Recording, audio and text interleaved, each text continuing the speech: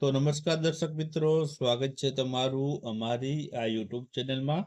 તો આજના વિડીયોમાં આપણે છે G7 જે શિખર સંમેલન 2025માં જે છે યોજાણું છે, તો તેને રિલેટેડ અગત્યના જીકેના પ્રશ્ન જે છે આપણે આ વિડીયોમાં જોવાના છે, જે તમને આવનારી દરેક સ્પર્ધાત્મક પરીક્ષાઓ માટે ખૂબ જ ઉપયોગી સાબિત થવાના છે. તો વિડીયોમાં છે અંત સુધી બન્યા રહેજો, અને વિડીયો તમે જોતા હો અને ચેનલને સબસ્ક્રાઇબ ન કરી હોય તો સબસ્ક્રાઇબ પણ કરી દેજો. તો ચાલો વિડીયોની શરૂઆત કરીએ. તો પહેલો પ્રશ્ન છે કે કયો દેશ G7 સમિટ 2025નું આયોજન કરી રહ્યું છે? તો ઓપ્શન આપેલા છે, તેમાંથી આપણે જવાબની વાત કરીએ તો આ પ્રશ્નનો જવાબ આવશે ઓપ્શન સી જવાબ આવશે. કેનેડા દેશે છે 2025માં G7 સમિટનું આયોજન કરેલું છે. ત્યારબાદ આગળનો પ્રશ્ન જોઈએ તો G7 સમિટ 2025 કઈ તારીખથી કઈ તારીખ સુધી તેનું આયોજન થયેલું છે? તો ઓપ્શન આપેલા છે, તેમાંથી જવાબની વાત કરીએ તો આમાં જવાબ આવશે ઓપ્શન બી આવશે. 15 થી 17 જૂન દરમિયાન છે G7 સમિટ 2025નું આયોજન છે કેનેડા દેશમાં કરવામાં આવ્યું હતું.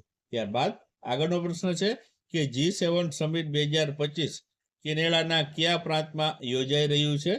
તો ઓપ્શન આપેલા છે, તેમાંથી જવાબની વાત કરીએ તો આમાં જવાબ આવશે ઓપ્શન ડી આવશે. કનાનાસ્કીસ આલ્બર્ટા જે નામનો પ્રાંત છે જે કેનેડામાં આવેલો છે, ત્યાં આ G7 સમિટ 2025નું આયોજન થયું છે. ત્યારબાદ આગળનો પ્રશ્ન છે કે G7 સમિટનું કયું સંસ્કરણ 2025માં યોજાણું છે? તો ઓપ્શન આપેલા છે, તેમાંથી જવાબની વાત કરીએ તો આમાં જવાબ આવશે ઓપ્શન સી આવશે. 51મા નંબરના સંસ્કરણનું આયોજન 2025માં કરવામાં આવેલું છે. ત્યારબાદ આગળનો પ્રશ્ન જોઈએ તો G7 સમિટ 2025ની જે અધ્યક્ષતા છે તે કોણે કરી હતી? તો ઓપ્શન આપેલા છે, તેમાંથી જવાબની વાત કરીએ તો આમાં જવાબ આવશે ઓપ્શન એ આવશે. માર્ક કાર્ની છે, તેમણે G7 સમિટ 2025ની અધ્યક્ષતા કરવાના છે. ત્યારબાદ આગળનો પ્રશ્ન છે કે G7 સમિટ 2025માં કેનેડા દ્વારા કેટલા દેશોને મહેમાન દેશો તરીકે આમંત્રિત કરવામાં આવ્યા છે? તો ઓપ્શન આપેલા છે, તેમાંથી જવાબની વાત કરીએ તો જવાબ આવશે આમાં ઓપ્શન સી આવશે. 10 જેટલા દેશોને છે તે મહેમાન દેશો તરીકે છે આમાં આમંત્રિત કરવામાં આવ્યા છે. તેમાં મિત્રો છે ભારત દેશનો પણ સમાવેશ થાય છે. ભારત દેશ છે મિત્રો G7 સમિટ અથવા તો G7 જે દેશોનો સમૂહ છે તેનું સદસ્ય દેશ નથી, છતાં ભારતને છે મહેમાન દેશ તરીકે છે દર વખતે જે છે આમંત્રણ આપવામાં આવતું હોય છે. ત્યારબાદ આગળનો પ્રશ્ન જોઈએ તો G7 સમિટ 2025 હેઠળ નાણામંત્રીઓ અને જે સેન્ટ્રલ બેંક ગવર્નરોની જે બેઠક છે તે ક્યાં યોજાઈ હતી? તો ઓપ્શન આપેલા છે, તેમાંથી જવાબની વાત કરીએ તો જવાબ આવશે બેમ્ફ આલ્બર્ટા ખાતે છે આની જે બેઠક યોજાણી હતી. ત્યારબાદ આગળનો પ્રશ્ન છે કે કેનેડામાં આયોજિત G7 સમિટ 2025માં ભારતનું જે નેતૃત્વ છે તે કોણે કર્યું છે? તો ઓપ્શન આપેલા છે, તેમાંથી જવાબની વાત કરીએ તો આમાં જવાબ આવશે ઓપ્શન બી આવશે. નરેન્દ્રભાઈ મોદીએ છે નેતૃત્વ છે ભારત દેશનું કર્યું છે. ત્યારબાદ આગળનો પ્રશ્ન છે કે વર્ષ 2025માં પ્રધાનમંત્રી નરેન્દ્રભાઈ મોદીએ કયા G7 સમિટમાં સતત ભાગ લીધો છે, એટલે કે કેટલી વખત છે તે સતત G7 જે છે સમિટમાં ભાગ લીધો છે? તો ઓપ્શન આપેલા છે, તેમાંથી જવાબની વાત કરીએ તો જવાબ આવશે આમાં ઓપ્શન સી આવશે. 6 વખત સતત છે નરેન્દ્રભાઈ મોદીએ છે તે G7 સમિટમાં ભાગ લીધેલો છે.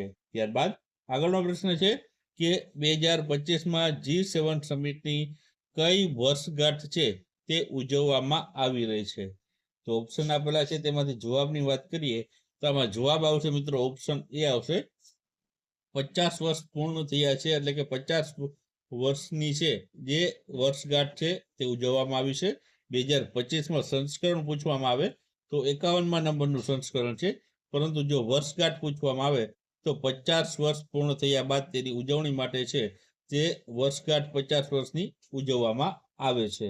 ત્યારબાદ આગળનો પ્રશ્ન છે, તો આગળ મિત્રો આના વિશે વધારે માહિતી આપણે જોઈએ તો કઈ રીતના છે તો G7 સમિટની જે શરૂઆત છે 1975માં મિત્રો છે થઈ હતી, જ્યારે છે પ્રથમ G6 એટલે કે G6 એટલે 6 દેશોનો જ આ સમૂહ હતો અને આ સમિટ છે મિત્રો G6 તે ફ્રાન્સના રેમ્બોઇલમાં છે આનું આયોજન થયું હતું. ત્યારબાદ મિત્રો છે કેનેડા છે 1976માં છે જે છે કેનેડા દેશ છે જોડાય છે અને G7 જે સમૂહ બને છે. પેલા G6 જે છે સમૂહ હતો તે હવે છે કેનેડા જોડાયા બાદ છે G7 જે છે સમૂહ બન્યો હતો. હવે મિત્રો 2025 - 1975 એટલે કે 50 વર્ષ છે જે આ સમૂહને પૂર્ણ થયા છે. જ્યારે આ 51મું જે છે G7 સમિટ 2025માં યોજાઈ રહ્યું છે એટલે કે 51મા નંબરનું સંસ્કરણ છે 2025માં હાલમાં યોજાઈ રહ્યું છે.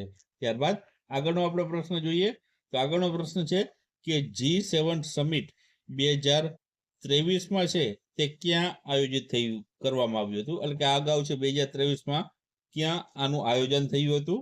તો ઓપ્શન આપેલા છે તેમાંથી આપણે જવાબની વાત કરીએ તો આમાં જવાબ આવશે તે આવશે ઓપ્શન સી આવશે જાપાન દેશના હિરોશીમામાં છે 2023માં G7 સમિટનું છે તે આયોજન છે કરવામાં આવ્યું હતું.